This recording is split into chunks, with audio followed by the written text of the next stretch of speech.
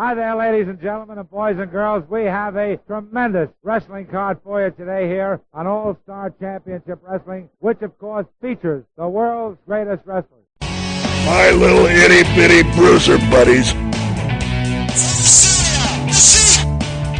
United States heavyweight champion from Brazil. The world's heavyweight champion from the AWA, Nick Bockwinkel. The Midwest supporting, bruiser loving, positivity spreading, world's most dangerous podcast. Join former pro wrestler and promoter Dave Dynasty as he supports and promotes Midwest pro wrestling. Keep on growing with the Midwest Express. This is the Dave Dynasty Show. Greetings and welcome to the Dave Dynasty Show. I am Dave Dynasty. Thank you for joining us. Let me start off with a couple of apologies. First of all, I apologize for the show being late. And secondly, I apologize for the show being kind of short and late today. With the weather and all these things going on in life, I had some interviews that we had to shuffle around and reschedule and just crazy stuff. But we do have a great show today. We have ring announcer Nikki Campbell on. A great interview with her. So hopefully you'll enjoy that. Let me do some housekeeping duties here before we get into it. Remember, Friday, January 25th, that is this coming Friday, you can see me ring announcing at Forever Pro Wrestling's debut event in Scottsburg, Indiana. The doors open at 6 p.m. There's a bell time of 7 p.m. See Chris Caliber, Levi Everett, Custom Made, and much, much more. Check them out on Facebook for more information and to purchase tickets. And also, you can check out Decatur County Championship Wrestling on Saturday, February 16th in Muncie, Indiana. Doors open at 6 p.m. There's a bell time of 7 p.m. And on this card, you can see Boa Brazil Jr., Vinny Vichetti, TJ Powers, and much, much more. There are names still being added to this card. Talks of some great names, guys you'll want to see, not in addition to the guys already booked that you'll want to see. But I will be there. As I have been assisting with social media for them and promotions, and I will be there doing some live streaming and some recording and different things. So come there. It's going to be a great show, Muncie, Indiana. Tickets are going fast, so check them out on Facebook and get those purchased now. So again, we got a short show today, and like I said, I do apologize for that. We're here in Indiana. We got hit with this winter weather and lots of things going on, and just stuff's been crazy. So we had to shuffle around some interviews with different people and different things, and thankfully got the one in the books here for the show today, and we're going to bring it to you. So let's take a quick break, and when we come back, we'll have that interview with Nikki Campbell, so stick around. If you are looking for the best books, DVDs, and posters on classic wrestling nostalgia, then you want to visit crowbarpress.com.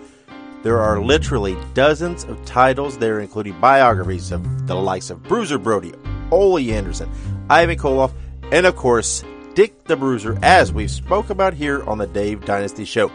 You want to visit crowbarpress.com for all of your classic wrestling nostalgia needs. Again, that is crowbarpress.com.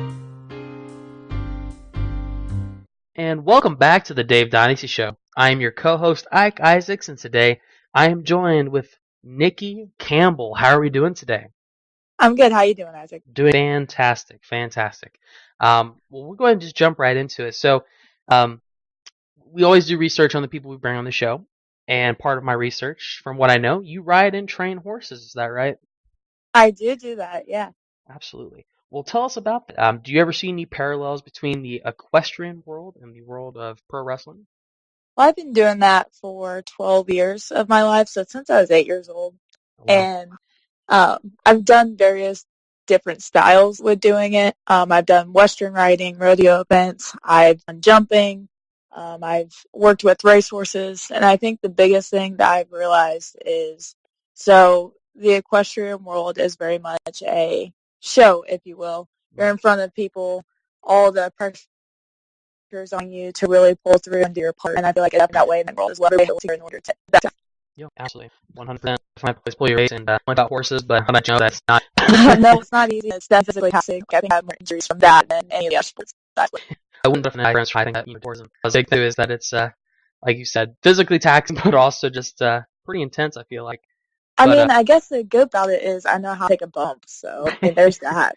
You get thrown off a horse so many times, you're just, oh yeah, wrestling, no problem. Yep, totally that. But so then tell us a little bit about you and wrestling. So obviously, wrestling isn't always something that just clicks over time. Did you like wrestling prior to becoming a part of professional wrestling? Was that something you watched like as a kid, or is that something that was sort of newer? It was kind of on and off for me. I watched it between the ages of 7 and 10 with my dad. We were big Impact fans. And it was been on it. So every Thursday night, my dad would record it, and we'd come home after it was off the air and would just watch matches. Like, I became a huge AJ Styles fan through that back in the X Division days. And then, so I got out of it when I was 10 because I thought it wasn't cool for a girl like wrestling, and joined a cheerleading squad instead and got myself into sports. And then after I graduated, I started going to Ball State University, and I got in a friend group who are all obsessed with professional wrestling. Like, that's literally all they talked about. Our group chats were like wrestler names instead of our actual names. It's kind of wild. I was Alexa Bliss, so that was fun. But yeah, I just started hanging around and watching pay-per-views and SmackDown and Raw. And one of my friends was a camera guy for an independent wrestling company, Emerge, in Columbus, Indiana. And so I started going to shows with him, and next thing I know, I found myself in the business. Wow. And so you mentioned Ball State. Actually, I currently reside in Muncie, Indiana. My fiance goes to Ball State. So fantastic, wonderful school, I feel like. It's a great campus. Muncie's kind of but I mean, it's like two cities into one. Like, you go into Ball State, and it's like nice, decent. You could see a life there, and then you get outside of it, and it's called Muncie for a reason. that is 100% true. And I think the best way I've ever heard it explained, it's two different cities. You have Ball State, and then you have Muncie. Yeah, pretty much. Oh Lord. But anyways, if you guys have anybody out there who visits Indiana, don't go to Muncie. Go to like Indianapolis or like some other nicer place. Don't go north of Indianapolis. There's like nothing good north of Indianapolis. Right. Because like I live in Anderson, so it's not much better. I've never really been to Anderson, but I feel like you said, north of Indianapolis, you go towards Chicago, you get like in the area of Gary, and that's just kind of sketchy. You get closer to Midland, it's just sketchy up there too. It's wild. Indiana's just sketchy. Stay out of Indiana. Like, I mean, that's it. That's true. That's very true. So, I guess to talk a little bit more about you and your professional wrestling career, I should say. Where did the leap come in from? You being a fan to jump into wrestling. Were you approached by somebody, or did you just say, "Hey, I want to start doing something in wrestling," or how did that kind of work? So when I would go to the shows with the camera guy, he would get there about an hour before call time, which is typical of someone on production crew because you gotta make sure that everything's in line for the show. And in doing so, I was able to make friends with people before the show. So I went to, I believe it's like 2 or 3 shows before, I think the third show I went to, I got a message from the promoter of that show. And it said, hey, my normal ring announcer isn't going to be able to make it to the show. Would you mind filling in for the night? And I'm thinking, well, I don't know what I'm doing. Emerge, it's a decent sized venue. Like, they draw about 300 people per show. So I'm like, well, I mean, I could do it. If I fail, it's in front of 300 people. And if I rock it, then I can say I did it on my resume. That's true. Yeah, so that's kind of how that went. And then, so after that night, the promoter approached me after my first show announcing, and he's like, hey, we want to hire you on full time. So I started becoming their routine announcer. I was that way for about 5 or 6 months before I started getting approached by other companies. And then it went from working from one company to working to like 5. And so that jump was kind of crazy. And I bet it's wonderful too, because you kind of just took a risk on one show, and it kind of paid off in a great way. Yeah, and it was purely something that I did out of, you know what, I like getting myself into weird situations, and I like getting outside my comfort zone. And wrestling, see, I'm a creative writing major. I love the storytelling behind wrestling. I think that's my favorite thing about it. And so I wanted to contribute a little bit and bring more emphasis to the storytelling and the product. So to be able to have a little hand in that, even if it's just giving the guys a hot announcement coming to the ring, I mean, that was a cool moment for me. No, yeah, absolutely. And so obviously, as you know, you ring announce. That's kind of like how you got into the business and how you continue to strive and thrive in the business. But have you ever been involved in any other aspect, like managing or actually getting in the ring, or do you have any interest in doing any of that? I am testing the waters with managing. I started being a personal ring announcer for Jason Saint in July of this past year. Okay. And through doing that, I started off with ring announcer, but he slowly got me involved more in the storyline of what goes on at Wrestling Theology Fellowship and Road Rubber Wrestling. So I've gotten a little bit more of a speaking role, and I've been able to watch how he manages and learn from him. Right. So then this coming February, I will be making my managing debut, and I'm very excited about that. Wow. Absolutely. And that's obviously very exciting. Obviously, I've never really been in any aspect of professional wrestling other than podcasts and the occasional going in and doing sound and stuff. So, I personally don't know what it's like to do that. So, do you think the jump from being a ring announcer to a manager is going to be a hard leap, or do you think it's going to be a pretty easy transition because you have most of the skills already? I think a lot of managing is being able to feel the crowd. And I think by surrounding myself with the people I have, I'm able to pick that up pretty quickly. There's something about into it, but if you're comfortable in front of fans and if you're able to get your confidence level, I feel like anything is possible if you just put the time in to adapt to the situation. Yeah, for sure. So that's a very important in wrestling is adaptability. So I guess to kind of broaden the scope a little bit, obviously you're part of independent wrestling. Independent wrestling is incredibly exciting right now. Independent wrestling is bigger than it's ever been, I feel like. But in your opinion, being a part of the business, what is the best and the worst part? The best part of the business by far is being able to see how, each company has their own little universe and has their fans and be able to see how it's actually affecting. Because they just go there for an hour and watch people beat each other up and then they're gone. I think what I really realized was wrestling has become a way of life for some of the fans. You think it's just for the wrestlers, but the fans are so my favorite part about it. Least favorite, probably there's a weird tension around between old school versus new school, as opposed to carny games, I guess you would call it. I think it's politics are kind of hard to deal with in the business, and you just have to make sure you walk this fine line. And I think it's getting better. I think we're moving in a forward direction of being judged upon what you bring to the table, not, whose hand you didn't shake or, who you looked at funny. But I think there's a lot more positive than there are negatives, in my opinion. Yeah, no, yeah, absolutely. We like to think that here at the Dave Dynasty Show, I think one of our mottos is, putting positivity back in pro wrestling. So good to hear that, though. But you are right, though. There has always been kind of a back and forth sort of tug of war between the old and new school, and it's been a time-old tale that eventually the new school will eventually prevail because things evolve, if you will.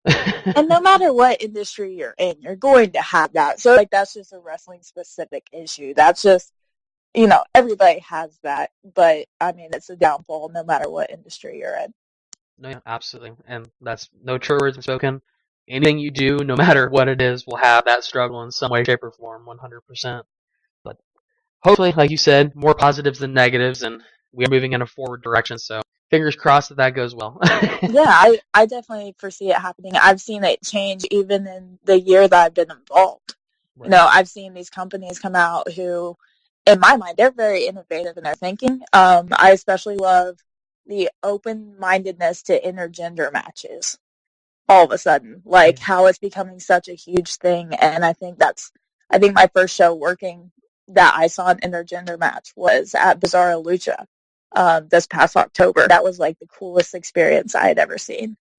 And that's actually an interesting thing that a lot of people don't realize is that intergender matches have not that's not something that a lot of people see as an issue.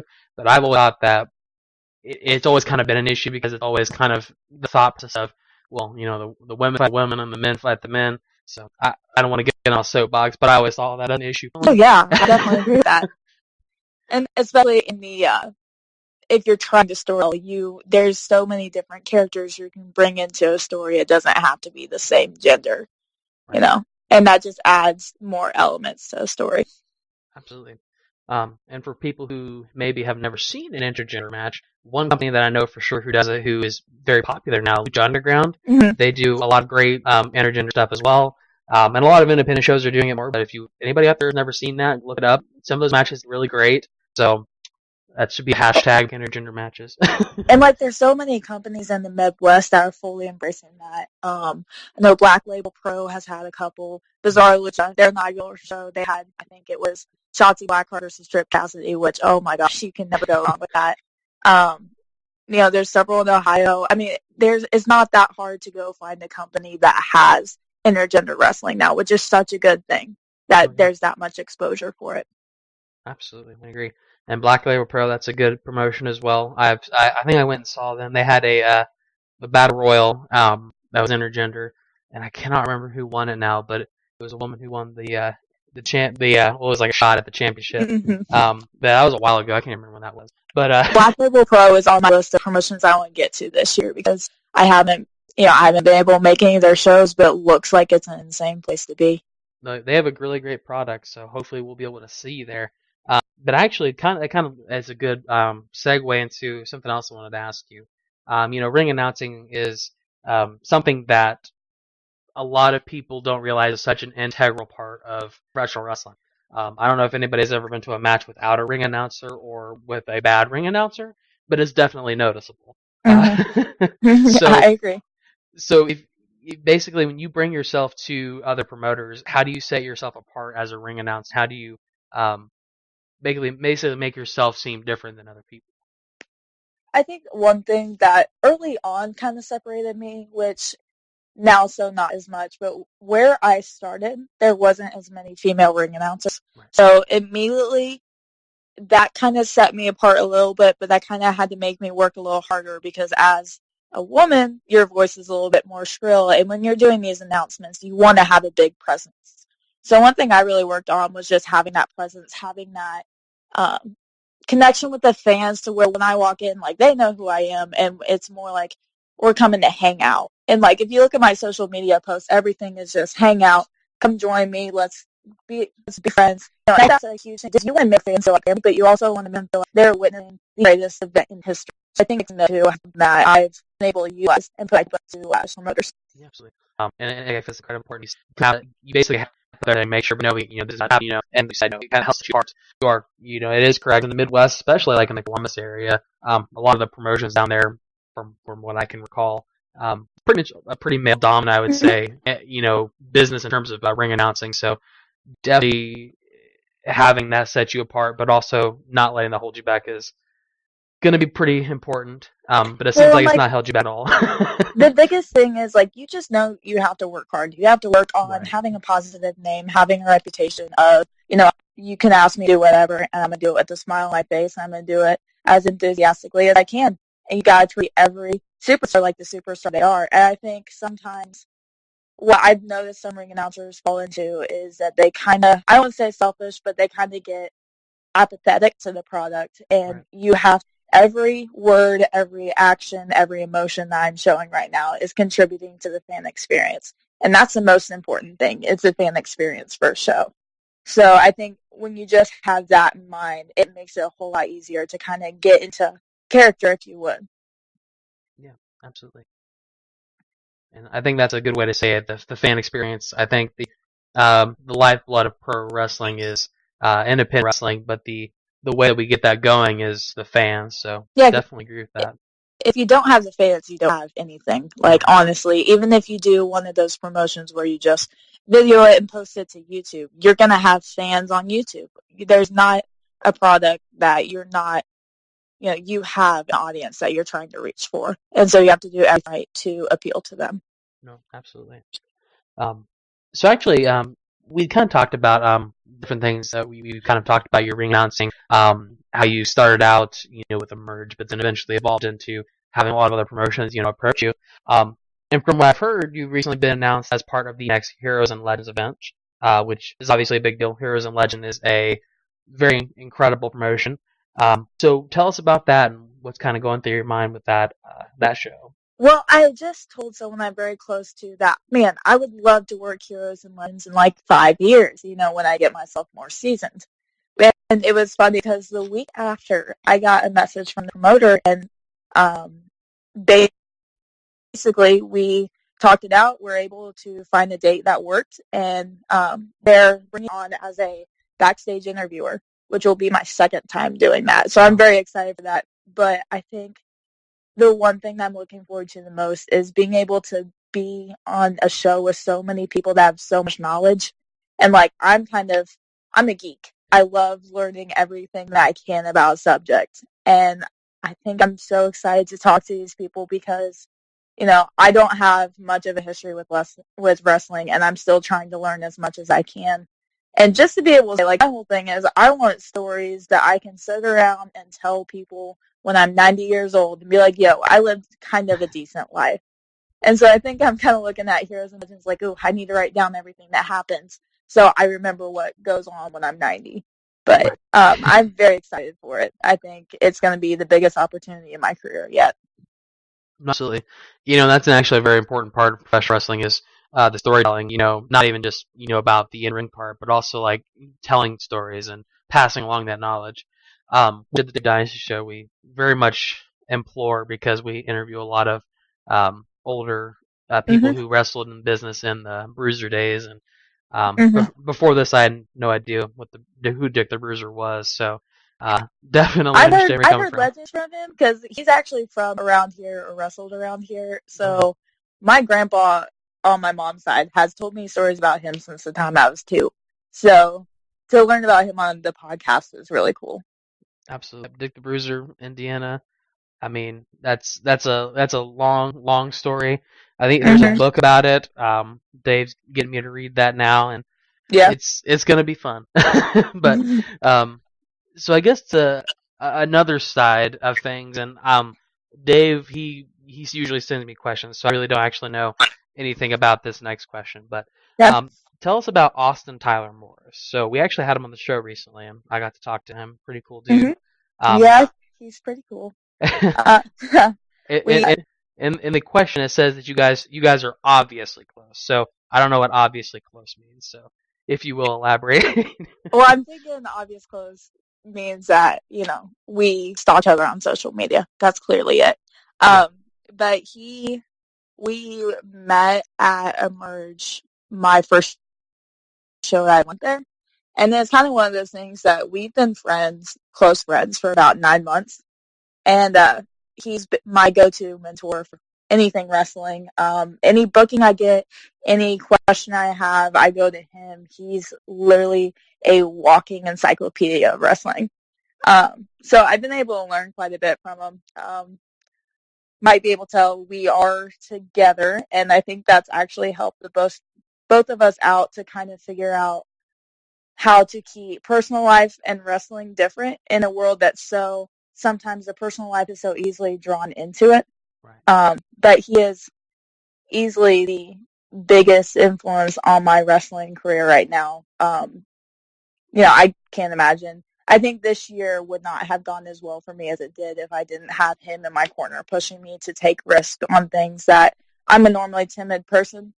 And he's always like, you need to get out of your comfort zone. If a show looks weird to you, talk to people, make sure it's safe, and then do it. And just to say you did.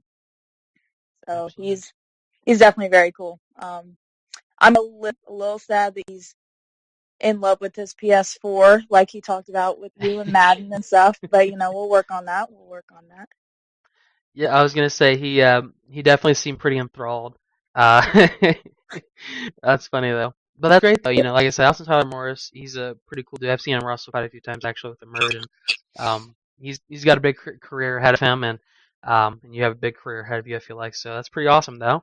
And I didn't know about the stalking thing, so I don't know how healthy that is. Well, that thing was like somebody noticed it from another podcast, and this is before we had even he had even asked me to be his girlfriend. And the podcast people, like, basically say, hey, we know y'all are together. You're called out. I'm like, well, I guess everyone in the wrestling business knows now. I guess, we're going to have to speed this up.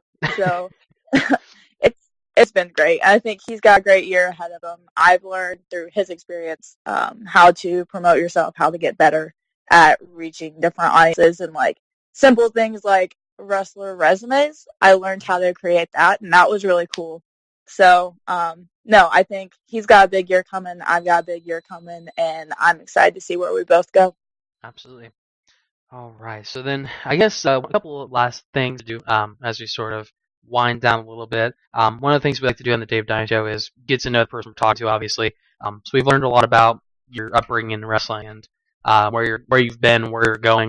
One thing we like to ask is, talk about how you are outside of the ring. So obviously we know you're very huge into horses and the equestrian world and wrestling, but any other hobbies that you have outside of that you do in the real world? Well, I'm an avid writer. I'm also an editor for a literary publication called The Broken Plate, which is Ball State's own literary magazine, which that's pretty fun. I go to classes. I take like 18 credit hours and then go to work, and that's my fabulous life. Besides wrestling and horses, that's pretty much it. I'm a very boring person. Well, you gotta what's the term that people use? You gotta get that bread or whatever it is. Well, Gotta get that bread, right? And then my thing is, work my butt off now, and then maybe in like 5 years it won't be as hectic, which that's very useful thinking because, I'm only 20, so by the time I'm 25, I'm sure life is still going to be crazy. Right. But, no, I don't know. I'm just trying to make sure that every step I take now is going to help more than harm me in the future. So that's just kind of my thing. Right, absolutely. No, that's absolutely right. Well, so I guess one last thing I wanted to ask. Obviously, we live in a very advanced technological age. So, do you have any social medias that you promote from, or anything that fans can follow you at to keep track of what you're doing? Yeah, I have a Facebook page, Nikki Campbell. It's a picture of a girl with curly hair in a red dress. I'm pretty sure that's the only girl like that comes up with Nikki Campbell. I have an Instagram that is Nikki CMPBLL_. That's where all of my like professional looking pictures and fun little captions, probably complaining about school, is on there. And then my daily diary, aka Twitter, is Nikki CMPBLL. I'm probably just tweeting a bunch of Fall Out Boy lyrics on my Twitter. So follow if you must, follow if you dare. It's not. I'll tweet like 10 times a day. Follow if you must, and follow if you dare. that's a good one. Excuse me. But yeah, Fall Out Boy lyrics. That's great. Fall Out Boys. They're I've not listened to them in about I think I like a decade or so. But, well, I'm a diehard fan, and then I had front row tickets, and then I sold my front row tickets to go to a wrestling show. So. Wow. Yeah. Look, if someone gave me front row tickets to a Fall Out Boy concert, I may have not listened to them in like the last 10 years, but I would definitely be like, yeah, I'm going to go. So I commend you on that. I can just say it was a sacrifice made for wrestling. That just makes it sound better. It makes me sound like I'm not an idiot. So. Oh, wow. So, man, so first of all, before we kind of wrap up, I first want to thank you for, of course, coming on the show and talking to us. I know it's like 11 o'clock at night, so definitely appreciate you doing that. And, basically giving us a walkthrough of your career, your life story. So we definitely appreciate that. It's very, very much appreciated. I think I've said the word appreciate like 12 times. So. All right. Well, thank you so much for having me. Of course. And I think we'll probably have to catch up with you in the next year or so. We'll have to see where this all takes you. I'm very excited to hear that you're going to be taking a step into the manager side of this. So maybe we'll catch up with you after that and see how you like that part of the business. Yeah, we'll see. I mean, hopefully I haven't done anything too crazy, like, taking the firebomb or anything by then, right. But, We'll see, right? We'll see what tomorrow holds. No, I'm kidding. Yeah, all definitely. Right. But everybody out there who is watching, or not watching, listening, go ahead and go follow her. If you like Fall Out Boy lyrics, then definitely a good follow in this case. But go out there and follow her, support independent wrestling, of course. catch her her managerial debut. Do you know what the date and time of that show is, that you could throw it out there as well? I cannot throw it out there yet because it's going to be a surprise, but it will be announced here soon. So then keep an eye on her social media, because I'm sure she will post about that for her managerial debut. You've heard him here on the Dave Dynasty Show as a guest and as host of the monthly Graham's Gallery episodes. And now you can hear his stories. You can own a copy of Confessions of a Big Time Wrestler, the audio book from Dr. Jerry Graham Jr., former multi-tag team champion in WWA and owner of Bruiser Bedlam. You can hear all of his encounters with the various wrestlers, places, and promotions he's worked as he tells about his colorful, long, and illustrious career. You can have your own copy for only $25, and that includes shipping and handling. It's very simple. Go on Facebook, look up Jerry Jaffe, Jaffe, send him a private message, and make arrangements to purchase a copy of Confessions of a Big Time Wrestler now. You will not regret this purchase. All right. Thank you to Nikki Campbell for coming on and doing that interview. Thank you to Ike Isaacs for all his help with that. Thank you for being patient with the delay this week. A couple of days late on getting the show out. Again, we apologize for those things, but we wanted to make sure we got something out there. So we gave you this shortened episode to make sure we keep semi on schedule. So there you go. That's the way it is. Remember, Friday, January 25th, Scottsburg, Indiana, Forever Pro Wrestling. I will be there. Saturday, February 16th, Decatur County Championship Wrestling in Muncie, Indiana. I will be there. Get to both those shows. If you're not in the area, make sure you check out some local independent wrestling wherever you are. Please visit DaveDynasty.com. That is our central hub. You can go there, visit all of our social media links. Make sure you follow us and subscribe to us there. Wherever you listen to podcasts, make sure you subscribe to us. Share all of our posts on social media. We appreciate that. It helps us network. It helps us grow. There's also links on DaveDynasty.com for all the ways you can financially support us. There's a link there for PROWRESTLINGTEES.com where you can go buy one of our shirts. There are links there for HighSpots.com and Amazon.com, our affiliate links. Those are no additional charge to you, but if you do your shopping after clicking those links, we get a little kickback and it helps us out. And there's also links there for Patreon.com and PayPal.me where you can make donations to the show. We appreciate that. Everything helps. That's it for this week. Thank you for joining us again on this slightly short episode, but still, we feel a very good episode. So until next week, folks, be good, be safe, and keep on growing.